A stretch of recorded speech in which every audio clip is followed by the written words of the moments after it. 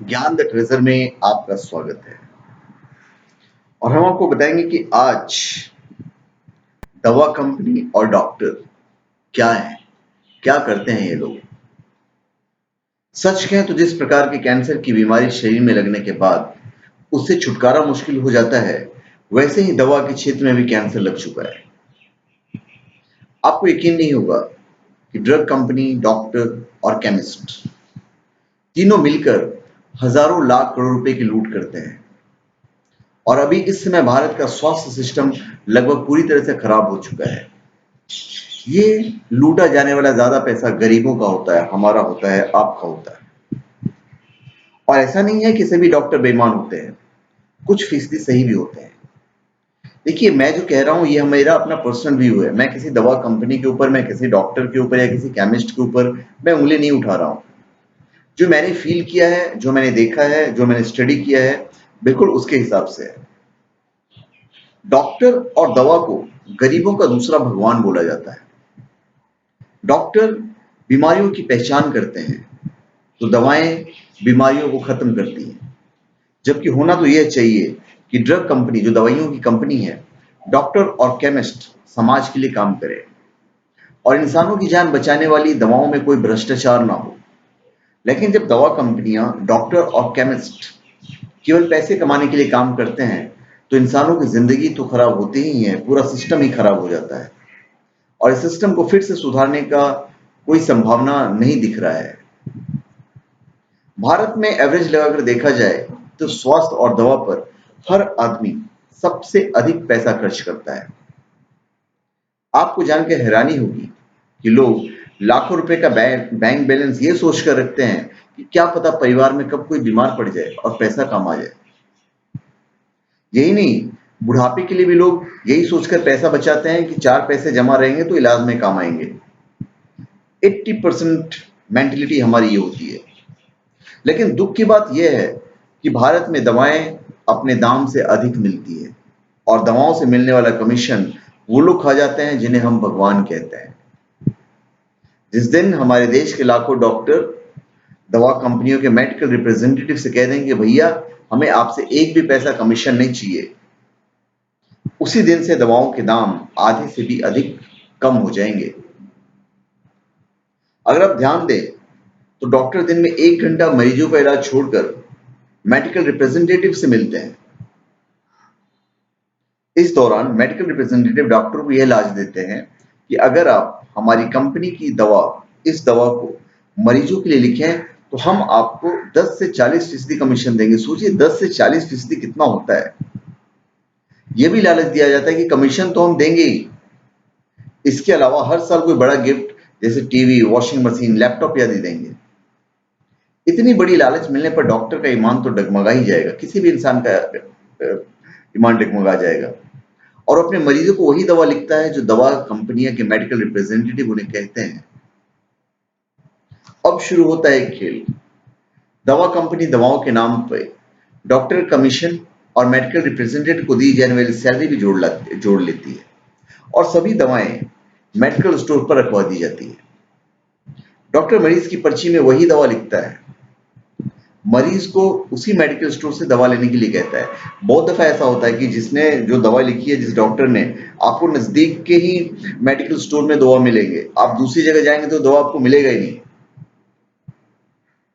तो इस तरह से मरीज को जो दवाएं 50 रुपए मिलनी चाहिए, वही दवाएं 100 रुपए मिलती हैं और देखते ही देखते मरीज लूट लिया जाता है। अभी मैं बताता हूँ कैसे होती है लूट। देखिए, हमारी पर्सनल स्टडी है, मैं किसी की कोई बुराई नहीं कर रहा हूँ या मैं उसकी डिटेल में नहीं जाना चाहता हूँ, इसलिए कोई अपने पर पर्सनली मत लें, ईमानदार लोग भी होते हैं। दरअसल हमारे देश में ड्रग कंपनी, जो दवाई कंपनी है, ने बहुत बड़ा मकड़जाल ऐसा फैला रखा है, जैसे सारी प्राइवेट है ना, जितने फार्मास्यूटिकल्स हैं सारे प्राइवेट्स हैं। तो ये 2 तरह की दवाइयां बनाती हैं, जेनेरिक और एथिकल। एथिकल मतलब ब्रांडेड। दोनों दवाएं एक ही होती हैं, एक ही कंपोजिशन होता है और शरीर में एक ही असर करती है। दोनों में सिर्फ अंतर यह होता है कि जेनेरिक दवाओं की मार्केटिंग और ब्रांडिंग पर पैसा खर्च नहीं होता है। ऐसी दवाओं पर दवा कंपनियां लूट नहीं मचाती है और लागत के बाद थोड़ा सा फायदा लेकर उन्हें बाजार में उतार देती है। ऐसी दवाओं के दाम भी बढ़ाकर नहीं लिखे जाते हैं और ज्यादातर सरकारी और ईएसआई अस्पतालों में यही दवाई दी जाती है। लेकिन ब्रांडेड दवाओं पर दवा कंपनियां जमकर पैसा खर्च करती हैं, उनकी मार्केटिंग की जाती है। दवा कंपनियां अपने मेडिकल रिप्रेजेंटेटिव को डॉक्टरों के पास भेजती है पर्सनली। डॉक्टरों को ब्रांडेड दवाओं को ही मरीज को ज्यादा से ज्यादा लिखने के लिए बोला जाता है और बदले में 10 से 40% कमीशन और मोटे मोटे गिफ्ट दिए जाते हैं। इसका नतीजा यह होता है कि डॉक्टर मरीजों को वही दवा लिखते हैं और बदले में मोटा कमीशन कमाते हैं। इनके इन्हीं सब के चलते दवाइयों के जो दाम है वो कई गुना बढ़ जाते हैं और देश में करोड़ों लोग दिन दहाड़े लूट लिए जाते हैं।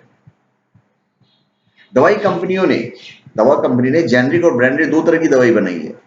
जेनरिक और ब्रांडेड दोनों दवाओं में लागत आई है 10 रुपए। अब कंपनी जेनरिक दवा के 10 रुपए के पैकेट पर 2 रुपया मुनाफा कमाकर दवा बाजार में उतार देती है। इन दवाओं के दाम भी 12 रुपए ही लिखे रहते हैं, तो मरीजों को 12 रुपए में ही दवा मिलेगी। और अब सरकारी अस्पतालों में दवाई मिलती है, लेकिन प्राइवेट अस्पताल और प्राइवेट दवाएं डॉक्टर जो होते हैं ये दवाएं नहीं लिखते हैं, क्योंकि उन्हें इन दवाओं पर कमीशन नहीं मिलता है। अब ब्रांडेड दवा पर दवा कंपनी मार्केटिंग और ब्रांडिंग पर मोटा पैसा खर्चा करती है और सरकार को उससे भी मोटा खर्चा दिखाकर दवा के दाम 12 रुपए की जगह पर 100 रुपए लिखे जाते हैं। मेडिकल रिप्रेजेंटेटिव डॉक्टर के पास जाते हैं और उनसे कहते हैं कि आप इस दवा को अपने मरीजों को लिखो, हम आपको हर 10 टैबलेट पर 40 रुपए का कमीशन देंगे और दिवाली गिफ्ट भी देंगे। ध्यान दीजिए, अगर दवा कंपनी हर टैबलेट पर डॉक्टर को 40 रुपए कमीशन भी देती है तो उसकी लागत तो 10 रुपए ही था। जेनरिक दवा पर उसे केवल 2 रुपए मिल रहे थे, लेकिन ब्रांडेड दवा पर उसे 50 रुपए मिल रहे हैं। इसलिए दवा कंपनी ने हमारे देश में लूट का एक मकड़जाल फैला रखा है और 2 रुपए मुनाफे कमाने की बजाय 50 रुपए का मुनाफा कमा रहे हैं। दुर्भाग्य यह है कि हमारे देश के लोगों को जो दवाएं 12 रुपए मिलनी चाहिए वही 100 रुपए में मिलती है और सबसे अधिक गरीब लोग लूटे जाते हैं। इस लूट से बचने का रास्ता भी है। इस लूट से बचने का सिर्फ एक ही रास्ता है, दवा खरीदने के बाद केमिस्ट से पक्का बिल लें और उसे जेनरिक दवा देने के लिए कहें। अगर जेनरिक दवा ना भी मिले तो इंटरनेट पर दवा का रेट आप पता कर सकते हैं और देखें कि डॉक्टर और केमिस्ट आपसे कितना पैसा लूट रहे हैं। इस मामले में सरकार ने अभी तक कोई सख्त कदम नहीं उठाया है। हालांकि ऑनलाइन दवा बिकने और इंटरनेट की वजह से लूट में कुछ कमी आई है, लेकिन अभी भी बहुत लूट मची हुई है। सरकार को ऐसा प्लेटफॉर्म उपलब्ध करवाना चाहिए ताकि मरीज को तुरंत ही दवा के असली दाम की जानकारी हो सके और लूटखोरों पर केस दर्ज करा सके। सरकार ने एक हिंदी वेबसाइट राष्ट्रीय औसत मूल्य निर्धारण प्राधिकरण लॉन्च की है, लेकिन इसमें केवल 1% दवाओं की जानकारी दी गई है और कई महीने से वेबसाइट अपडेट भी नहीं हुई है। अगर सरकार सभी दवाओं के दाम की जानकारी उपलब्ध करवा दे तो शायद करोड़ों मरीज लूटने से बच जाएंगे और कमीशनखोर डॉक्टर की पहचान हो सकती है। तो मैंने जो कहा है, अगर आपको अच्छा लगा और अगर आप चाहते हैं कि हमारे देश के गरीब भाई बंधु का फायदा हो तो आप इस वीडियो को जरूर शेयर कीजिएगा अपने फेसबुक पे, अपने ट्विटर पे, ताकि लोग जागरूक हो सके।